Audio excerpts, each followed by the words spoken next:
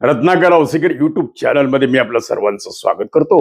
आणि मित्रांनो, आपला आवडता कार्यक्रम सकाळचा भोंगा. उन्हाळ्याची विश्रांतीची वेळ म्हणून थोडंसं आम्ही ठरवलं की एक 4 दिवस 15 दिवस आपण फिरून यावं. त्यामुळे आता उन्हाळ्याची सुट्टी आमची संपली. बऱ्याच लोकांचे फोन आले की रत्नाकर औसेकर, आम्हाला सकाळच्या भोंग्याची सवय झालेली आहे. सर्वांची मी क्षमा मागतो, माफी मागतो, की कारण शेवटी वर्षातले काही 8-15 दिवस आपण परिवाराला बाहेर फिरण्यासाठी देतो. मी पण फिरून आलो, खूप छान वाटलं. आणि मित्रांनो, पण आता मी आपल्या भेटीला दररोज आहे सकाळचा भोंगा. आपण जे भरभरून प्रतिसाद देतात, आता कदाचित 8-10 दिवस माझा चॅनल बंद असल्यामुळे किंवा मी व्हिडिओ लोड नाही करू शकल्यामुळं मला वाटलं काहीतरी सबस्क्राईब कमी होतील. एकही सबस्क्राईब कमी झाला नाही, उलट वाढ झाली. लवकरच आपण 50,000 सबस्क्रायबरचा पल्लाच गाठत आहोत आणि हे सर्व आपल्या कृपा आशीर्वादाने. आणि मित्रांनो, महाराष्ट्राचं राजकारण, बाबांचा हैदोस, संतांकडून फसवणूक, बाल अत्याचार, 3-4 वर्षाच्या चिमुरडीवर बलात्कार, ह्या घटना मी दररोज पाहत होतो, व्यथित होत होतो.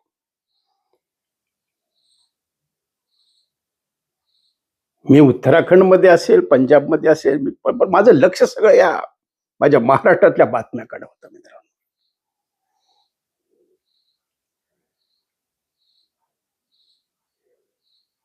मन सुन्न होण्यासारख्या घटना काही घडतायत.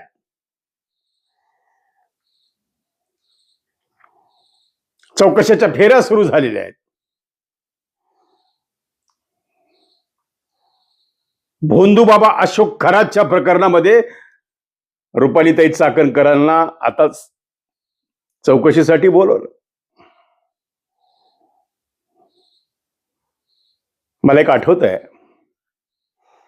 की ज्या पद्धतीनं रुपालीताई चाकणकर काल रिलॅक्स दिसल्या टीव्हीमध्ये, की जसं काही काहीच नाही, मी अगदी निर्दोष आहे, माझा काही दोष नाही, असा जो साळसूतपणाचा आव ताई आणत होत्या, की खरात प्रकरणामध्ये त्यांचा काडीचाही हात नाही. त्यांनी कोणालाही धमकी दिलेली नाही, कुठल्याही पत्रकाराला, किंवा त्यांना काही माहित नाही. त्यांचे श्रद्धास्थान, गुरुस्थान असलेले अशोक खरात, त्यांचा आदर आहे, ते आदर्श आहे.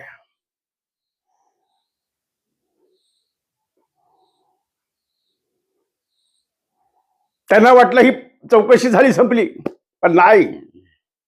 मला अजून आठवतंय, तिलगी प्रकरणामध्ये महाराष्ट्रातल्या काही मंत्र्यांना बोलवलं होतं चौकशीला, काही आमदारांना बोलवलं होतं. आमदारांची एकदा चौकशी झाली, दुसऱ्यांदा झाली, तिसऱ्यांदा झाली, चौथ्यांदा झाली.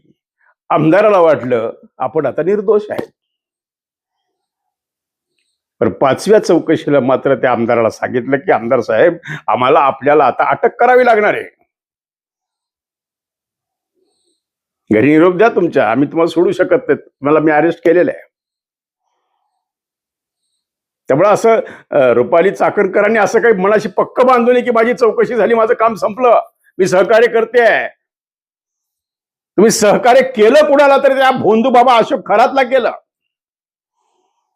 अनेक राजकीय मंत्र्यांना, अनेक आमदारांना, अनेक राजकीय लोकांना त्या खराच्या दारापर्यंत पोहोचवण्याचं काम जर कोणी केलं असं तर या चाकणकर बाईंनी केलेलं आहे.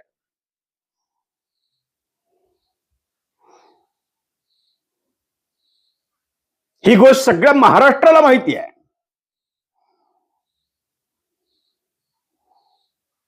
चार मिनिस्टर त्यामध्ये अशोक खराच्या प्रकारात अडकलेले असे वारंवार नाना पटोले सांगतायत.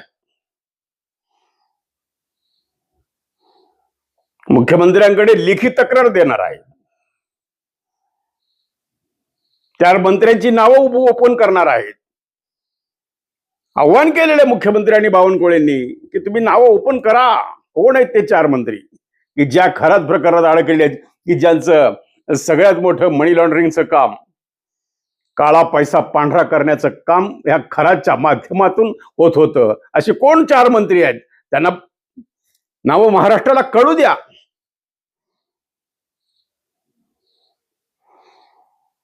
आणि सगळ्यात महत्वाचं म्हणजे चाकणकर त्या शिवनिका ट्रस्टच्या एक सदस्य आहेत, संचालक बॉडीवर आहेत.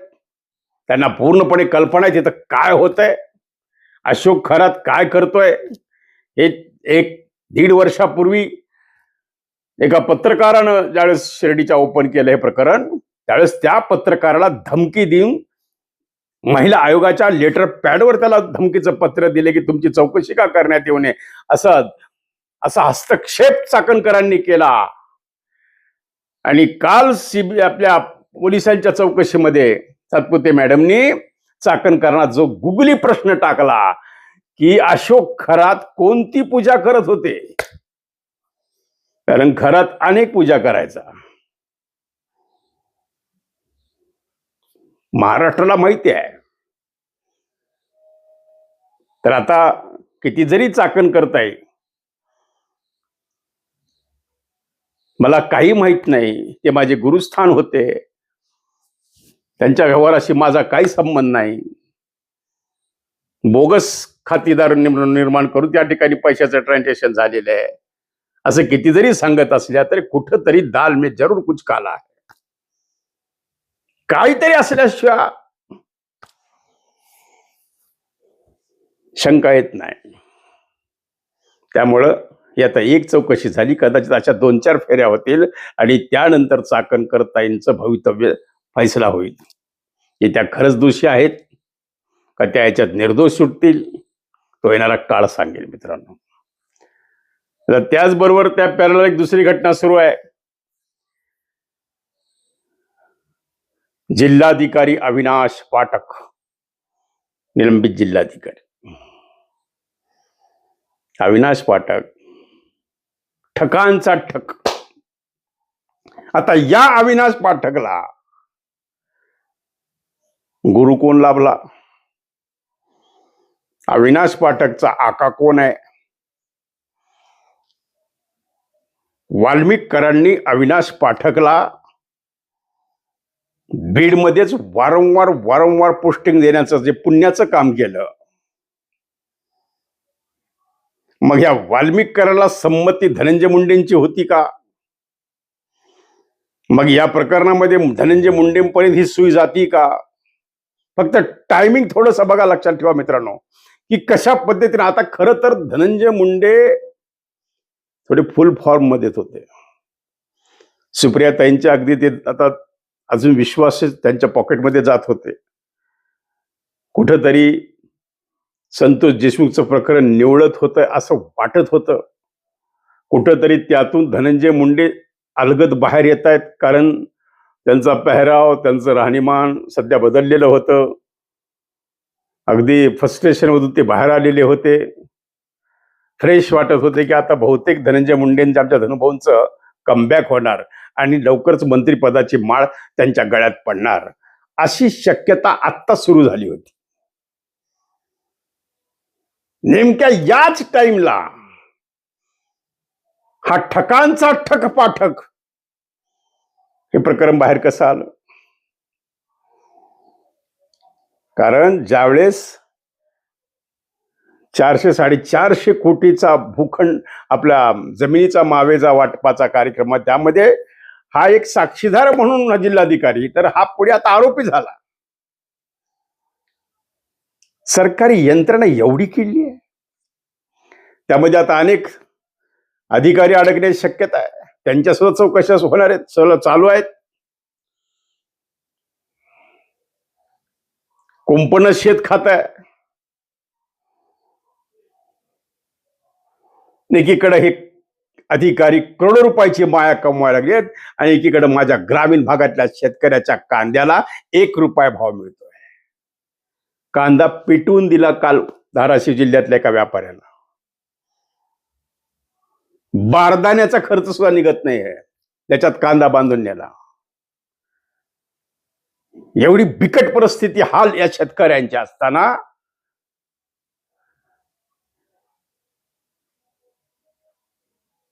या शेतकऱ्यांना जो मावेजा सरकारकडून मिळायला पाहिजे, त्या शेतकऱ्यांच्या मावेजामध्ये भूखंड त्याचा मावेजामध्ये घोटाळा केला आणि 400-450 कोटी रुपयाचा भ्रष्टाचार. मग यामध्ये कोण कोण सहभागी आहे? याच्यात तारा कुठपर्यंत चाललेल्या आहेत? अविनाश पाठकचे दररोज एक नवीन नवीन कारनामे बाहेर येत आहेत.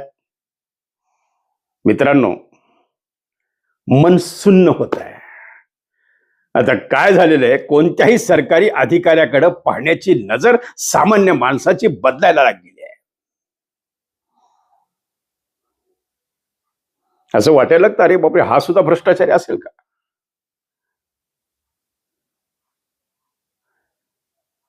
कारण प्रत्येक योजनेत खाण्याची या लोकांना सवय लागलेली आहे.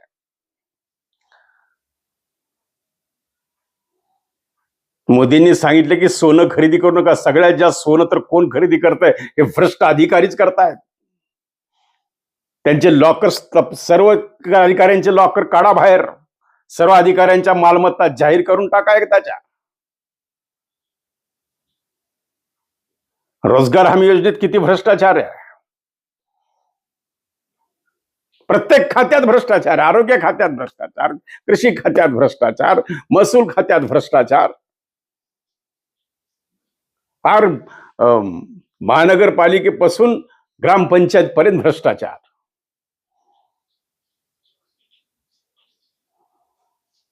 असे पाठक प्रत्येक गावात आहेत. असे ठकास-ठक पाठक प्रत्येक ऑफिसमध्ये आहेत. असे ठकास-ठक पाठक हे प्रत्येक क्षेत्रात आहेत, हे जे कुंपणच शेत खायला लागलेलं आहे. तुमचा आमचा सर्वसामान्य माणसातल्या कडून गोळा केलेला हा कर रूपानं एक रुपया आपण त्यांना देतो सरकारला, तो विकास कामाला देतो. त्या विकास कामावर डल्ला मारण्याचं काम हे भ्रष्टाचारी अधिकारी करायला लागलेले आहेत. करायला माहीत झाले काय होणार आहे, चौकशी होणार आहे, काही दिवस हे होईल, पुन्हा पोस्टिंग होईल. एवढे हे ठक महाठक निर्ढावलेले आहेत या भ्रष्टाचाराला. मग या अविनाश पाठकला वाल्मिक कराडाने आज आश्रय दिलाय का? वारंवार अविनाश पाठक बीड जिल्ह्यावर प्रेम का पाठकचं? आणि म्हणूनच वाल्मिक कराड म्हणत होता की ही सगळी यंत्रणा माझ्या खिशात आहे, मी काही करू शकतो. एवढी अहंपणा आणि एवढी गुर्मी या वाल्मिक कराड आली होती मित्रांनो. आता ह्या वाल्मिक कराड पण ही सुई गेली तरी कदाचित धनुभाऊ पर्यंत चालली का? मग कुठंतरी आता धनुभाऊच्या मंत्रिपदाला ब्रेक लागतोय का? इथं पण ही चर्चा आता सुरू झाली का? पाठक तोंड उघडेल का? पाठक वाल्मिक कराडाचं नाव घेईल का? पाठक धनुभाऊचं नाव घेईल? पण एक सर्वसामान्य अंदाज असा आहे की कदाचित यामध्ये मी जे टायटल दिले की ठकासठक पाठक ताई अडकणार भाऊ सुटणार, ताई तर यामध्ये 100% इन्व्हॉल्व आहेत त्या अशोक प्रकरणात. पण धनुभाऊचा अजून कुठेही हस्तक्षेप या संपूर्ण संतोष देशमुखच्या प्रकारात कुठं सिद्ध झालेलं नाही. त्यामुळे धनुभाऊ पर्यंत ही काही सोय गेलेली नाही.